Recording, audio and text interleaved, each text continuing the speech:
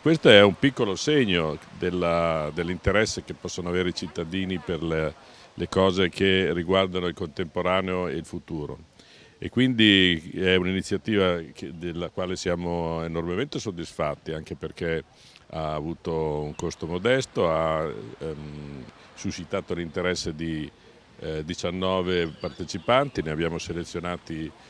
8 e adesso stiamo dichiarando il vincitore. E quindi siamo soddisfatti perché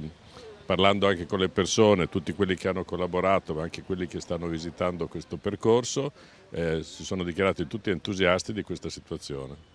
È sicuramente la volontà di uscire dalla città, non tanto per uscire dalla città quanto di far comprendere l'importanza e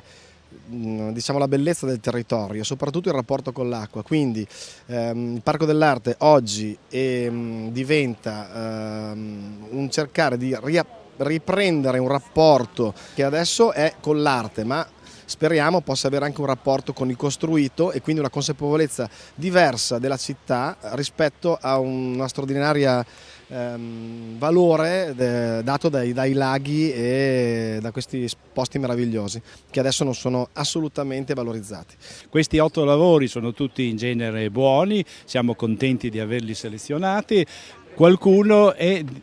sottodimensionato, ma questo anche perché il rimborso avuto dall'organizzazione era molto modesto, quindi noi ad alcuni abbiamo consigliato di ingrandire la loro opera, però la vincitrice Ambi è perfetta sia come dimensione sia come materiale costitutivo, ha usato del materiale plastico ed è un'opera artificiale, gioiosa, policroma che si inserisce benissimo nel contesto naturale del bosco.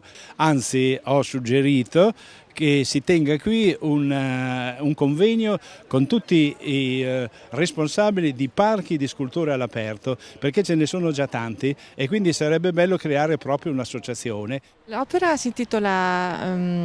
L'albero della gioia e vuole essere un inno di gioia per la natura, per gli alberi in particolare, e un inno di gioia per il colore. È un albero realizzato con una struttura metallica che